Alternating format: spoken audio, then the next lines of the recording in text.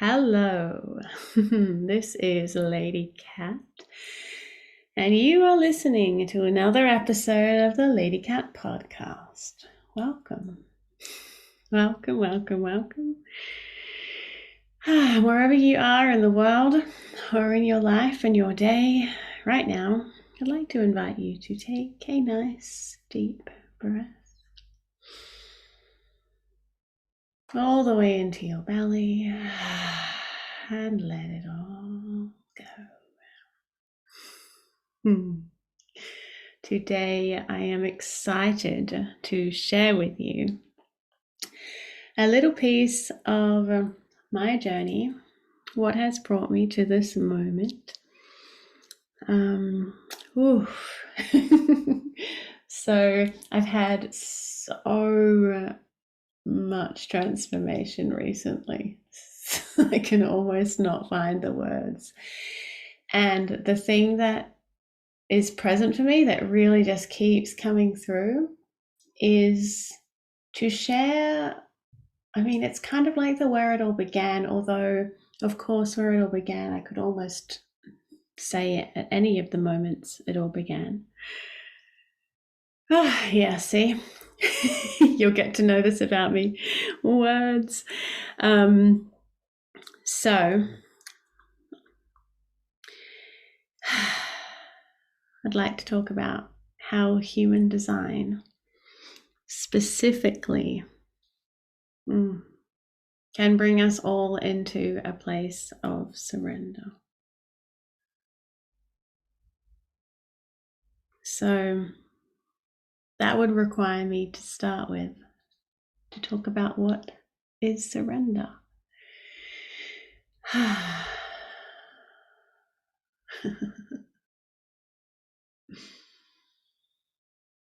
had a memory a couple of days ago. In the early days of my coaching, I used to refer people to a book called The Surrender Experiment. It's by Micheal Singers. If you haven't read it, please do. It's phenomenally insightful at that stage of my journey. And I found it a really, I guess, what is the word?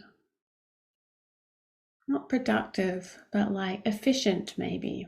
A really efficient way to have people drop into the possibility that we are not run by our minds, or that there's another possibility if we currently are run by our minds.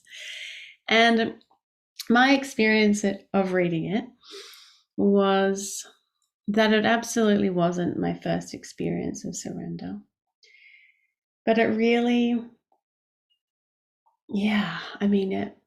reading it, each chapter, it was like a whole journey, a whole beautiful journey of dropping into life's possibility if we don't follow our minds.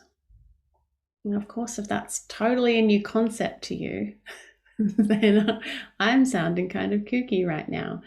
But it's not a new concept to the world, to humans at all.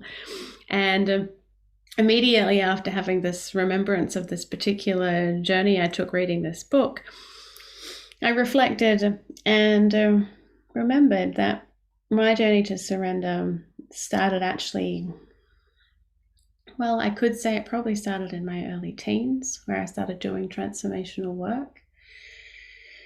But more specifically, my early 20s, where I learned Vipassana meditation, one of the oldest Indian meditation techniques, that you learn on a 10-day silent retreat. Sure, it sounds kind of full on. There's literally no talking for 10 whole days. And I did a couple of those in my early 20s, which were profound. And then it wasn't long after that too, I came into and really lent into another meditation technique called transcendental meditation, which is a mantra, technique. I'll let you go and research those for yourself. I'm not really here to talk about those specifically, but what I will say is that early journey for me was one of becoming the witness. So I'm sure that you have noticed by now that there is a voice in your head that seems to, if you do stop for long enough, seems to be talking most of the time. It certainly was for me, and still obviously is part of my experience. Seems to be talking, that inner voice that says things like, oh no, don't do that. They'll look at you. Oh no, that's a bad idea. Oh God, I'm just trying to think of some other examples. I mean, stop for a minute. If we all just stop here in this moment for a minute, just notice that the voice is always saying something.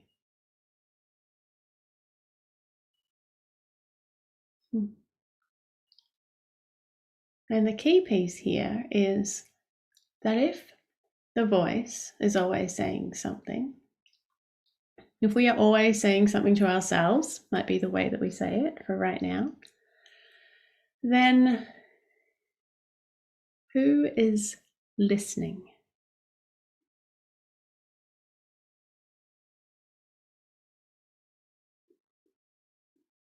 If we are relating to the voice that's talking, if it's us talking inside of our head saying, why am I listening to this ridiculous podcast? What shall I have for lunch? Or what didn't I do last night? What do I have to do next? These are really common ones of the mind, taking us to the past, taking us to the future. If that is us, if we are talking, if that's us, then who's the one that's listening? Who is the one that's listening? Why can we hear it? And which part of us then is really us?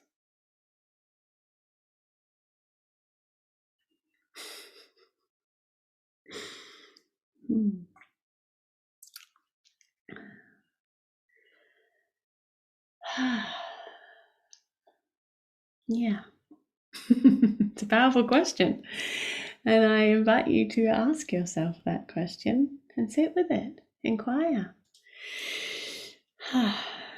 This was the main takeaway. Even though I had been doing, I'd been in the witness game, I'll refer to it for now, for quite some time. I remember the surrender experiment being really impactful in this way of the way that Micheal refers to it in this book is becoming the witness. Becoming the witness. So yes, we have our minds that say things most of the time and have the potential, if not kept in check, to influence the things that we do and the ways that we think and feel about ourselves.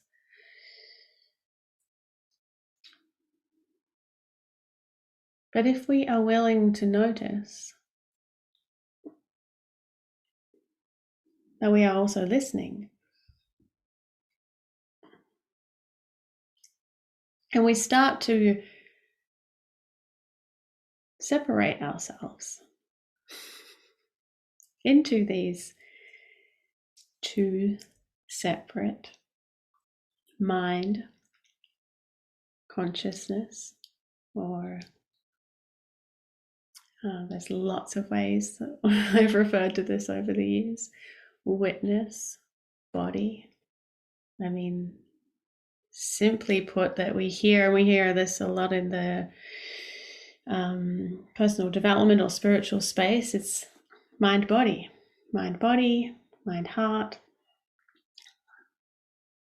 The different ways that the different parts of us perceive the world. When we get to notice that we are more than our minds, that we're not just the voice, and we are also listening to the voice, and there is this whole other part of ourselves. And there is research now, scientific evidence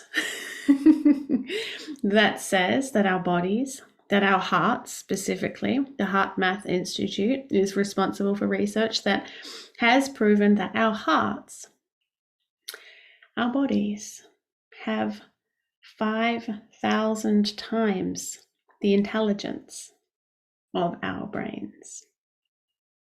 Just get that for a minute.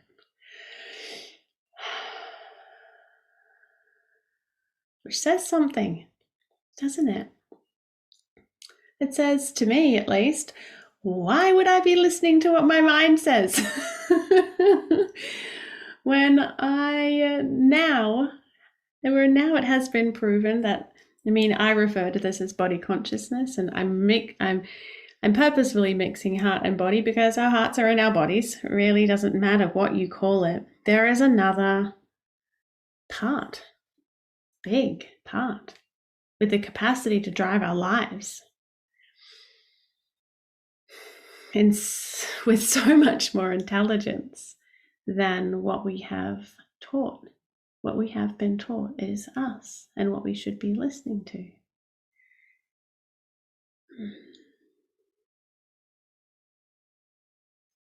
Yeah. It's huge. It's huge, and it's ancient, and it's present. And when you get this, it's very powerful. Wow. So, yeah.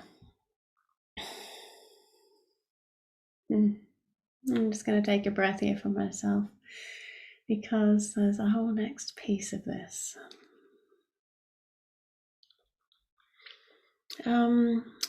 Okay, so the next piece here for me is that it was also around, maybe it was just a little prior in my life experience to reading this book, that I really started noticing that my body knew things that my mind didn't. And I'm sure that in some way you can relate to this. So for me, I relate to this as a knowing. I just know this isn't good for me. I just know I have to leave this party right now. I just knew I shouldn't be in this relationship. And the sorts of big decisions that I made from this place of knowing were beyond the mind, because they were obviously beyond the mind, because sometimes I did things for no reason, that I had no understanding of. It was just this visceral knowing. It's the only way I can describe it. And inevitably, if I followed that knowing, then over the coming weeks or months, it would fall into place, and I would realize why I did it, or it would become absolutely obvious that I'd made the right choice.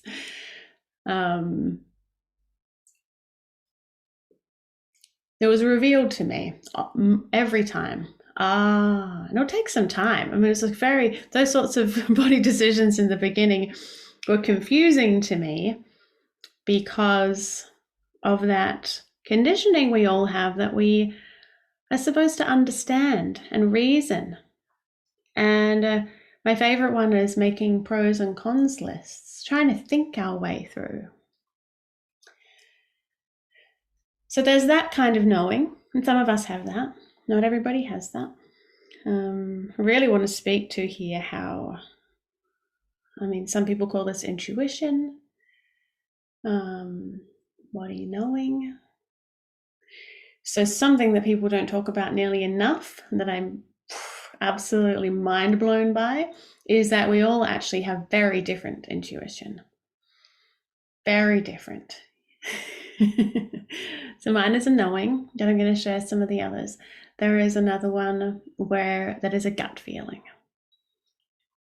And some of you will relate to this. I just knew in my gut. I just knew in my gut. Or I felt sick about it. I felt sick about it, so I had to. It was just wrong. That's some of the ways I've heard to people uncovering their gut feeling. Then there's also one that is more kind of instantaneous. The one some of you will relate to. This is the one that stops us from getting run over by cars, for example. Have you ever stepped out onto the road and then jumped back just before a car could have hit you? Or caught something just before it's fallen. You haven't even really seen that it's fallen, but before you know it, your arm's outstretched catching it. That's another kind of intuition.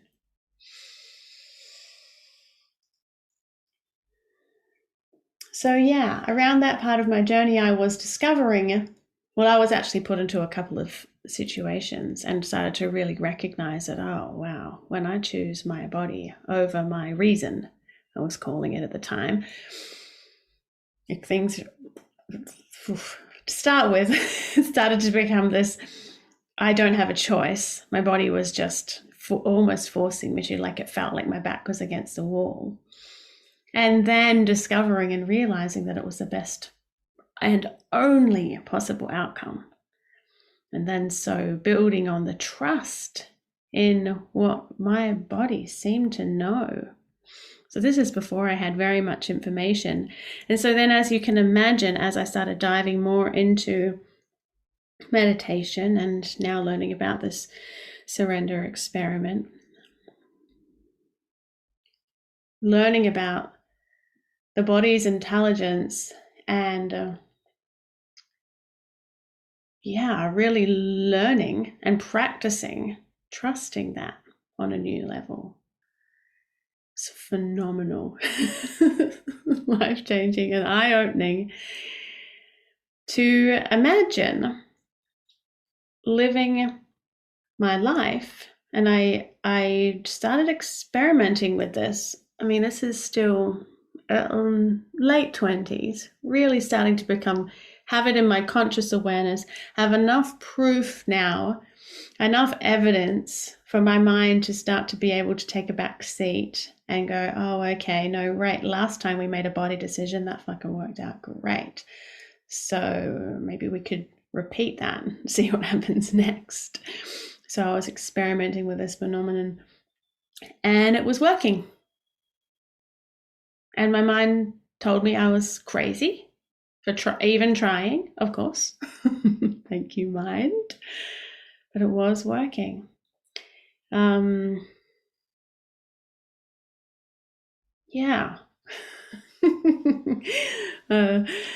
I feel like I can hear your mind saying two things. Yeah. Or your part of you saying, yeah, I know this. And another part of you going, okay, I've had enough of listening to this now. Which part of you doesn't want to listen any further? Just as an inquiry question.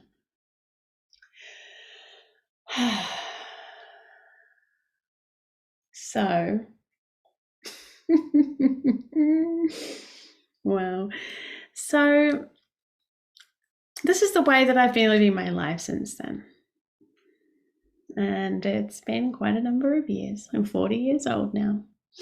And I have been practicing this. And I'll say practicing because no one ever gets there. And don't let anyone tell you different. This is always an experiment. But I have been practicing quite some time. And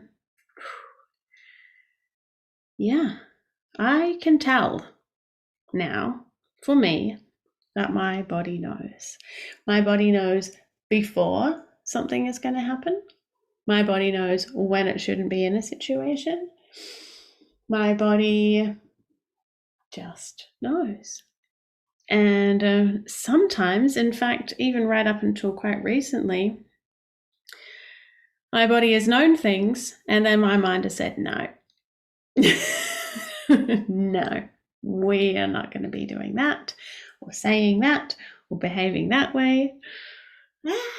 And it's really put me through the ringer, tested me. And each time I feel like it's like a muscle that gets to grow. Each time I follow the body and it works out, it's like my trust and my courage for next time are bolstered, because there's just so much evidence. The more I move forward with this way of being, the more evidence I'm building. And then, yeah, the mind really has started to take a back seat.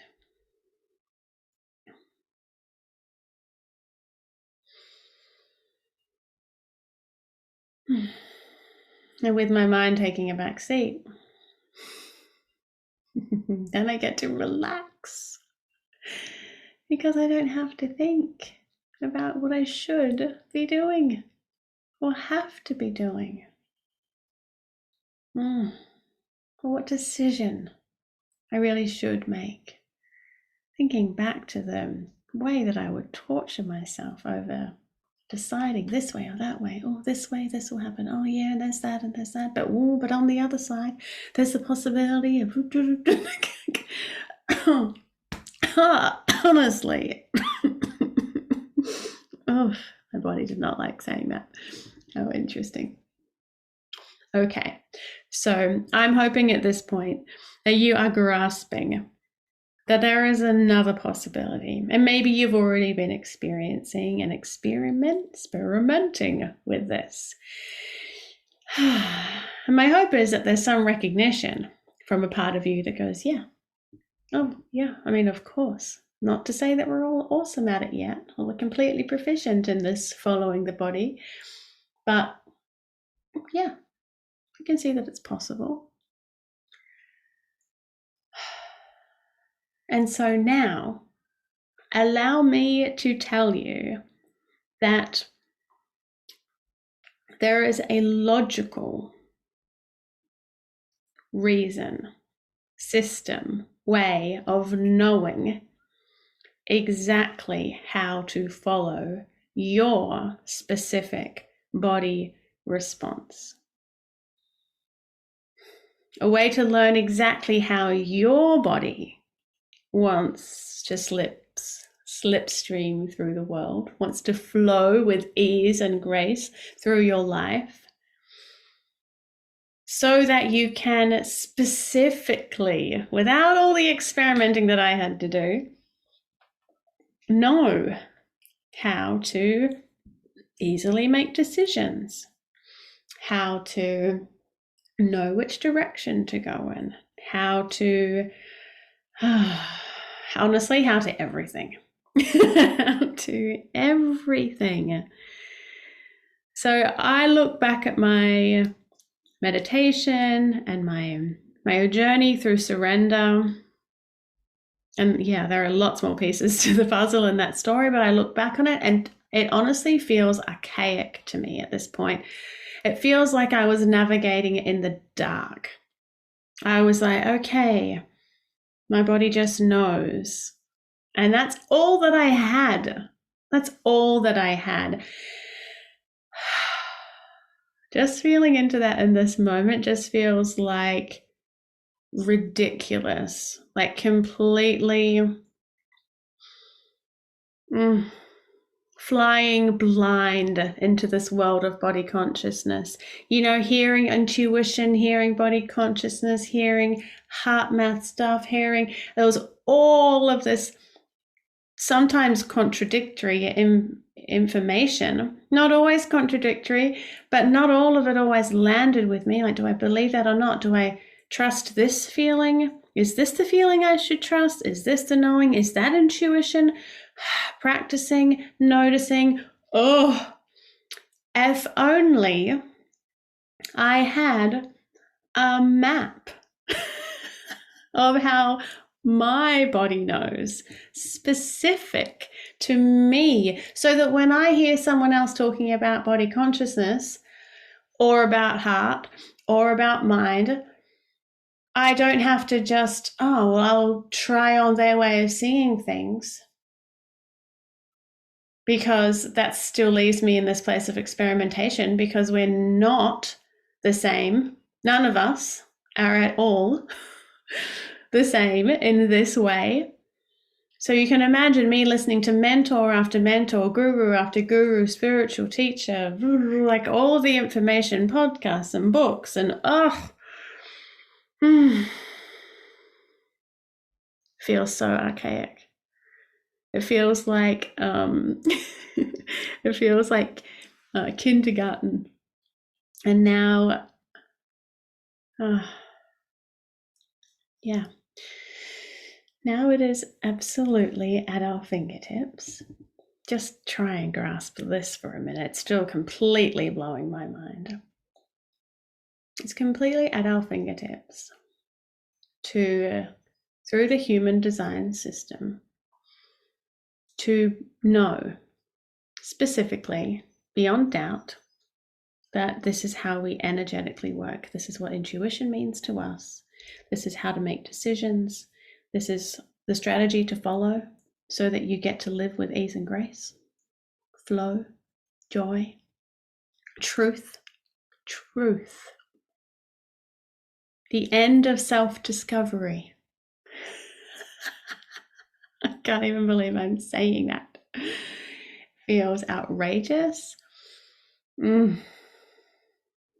But that's the journey that I've been on for almost 2 years now, as I dive into the information, the education of the human design system, and more importantly, get this piece, the experiment of it.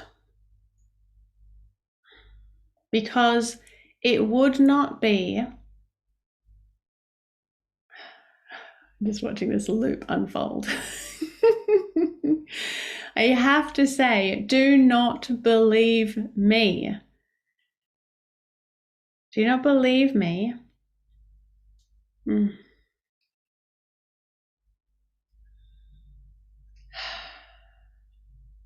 The system that I have proven for myself,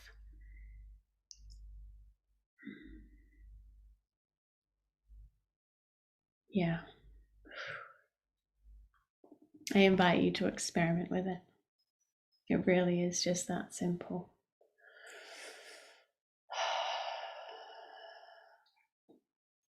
It's so next level. I mean, only if you're willing to dive in and actually experiment with it. No one can tell you the answers. And if this is the piece, I really want to get this out here.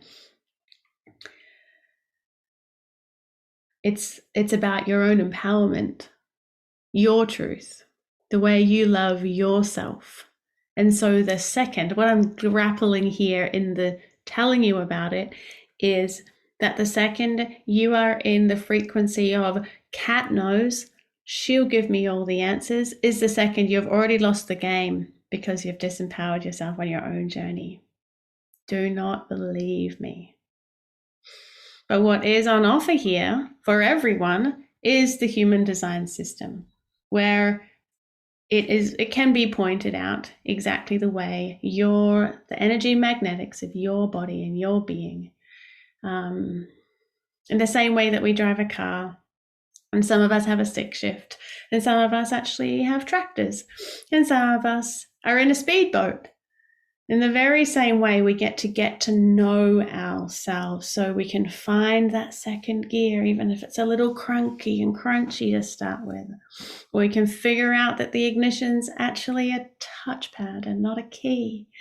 We can learn about the way our bodies, our vehicles, can most smoothly and most truthfully get through our lives with the least resistance. With the least resistance. That's really all it is. learning how to drive your machine into the slipstream of life, not needing to steer, knowing the way. Yeah. The specific information, it's funny, when I first learned about human design, I was like, I don't need to know this. I already know it. I know it in my bones. And, that was true. But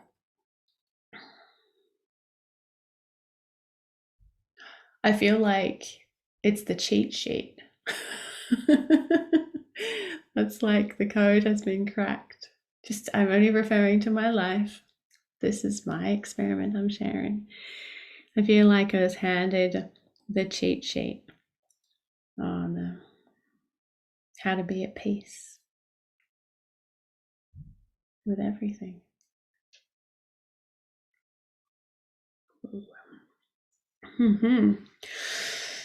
So yeah, reflecting back to the surrender experiment at the beginning of this witness journey, powerful beyond at the time. And then quantum leaps have happened with this new information. Man, my mind's exploding. Maybe I'll just leave it there. Let me just take a breath and see if there's anything more.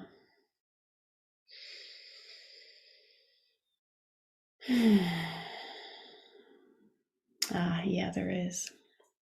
So, a couple more things.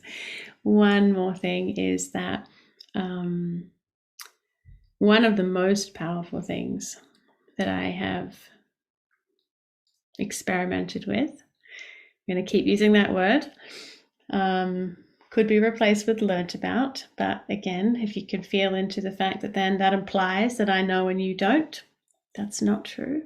We're both and all sovereign beings with our own journeys. So one of the big pieces that's impacted me the most as I've experimented with it has been the ways in which I call it the human design electromagnetics. So, the premise of human design is that we are energy, specific, each of us, very specific energy. I can keep this super simple for right now. We'll dive in, don't worry, not yet. And then if you can imagine then, if we are specifically mapped mechanical electric energy, I don't know if I said that quite right, we're energy beings. And then we have other specific energy beings, like our children, our partners, our lovers, our community, our friends, our family. It has been like having the information of how my mechanical being interacts with other beings. Yeah. Mind blowing, mind absolute blowing. So powerful, so practical, so practical. It has explained for me everything. Like, oh, that's why I feel this way about my young people. Oh, that's why it was like that growing up with my parents. Oh, right, that's why this person triggers me. That's why I absolutely love that person. And notice that as the realization and the knowing and the experiment, what's this? Oh, it's just that. Notice the frequency of my voice. It's like permission to relax, permission to surrender. Now it's just that. It's so easy. So that is available within this system to be experimented with, of course. And then the last piece that I'll share. I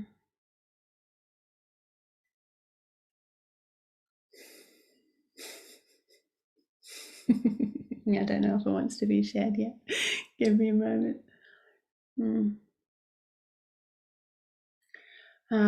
Yeah, it's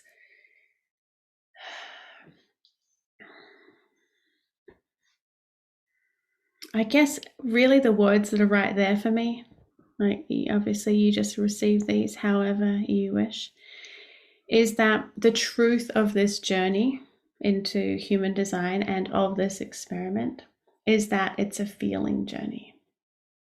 It's an experiential journey. What I'm seeing out there so much at the moment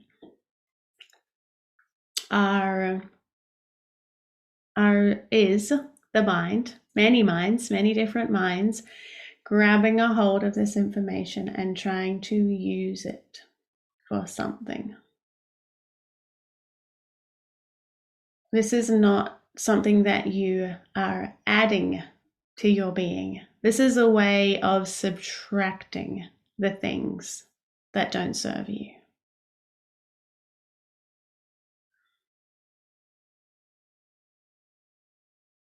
Yeah, it's a feeling journey.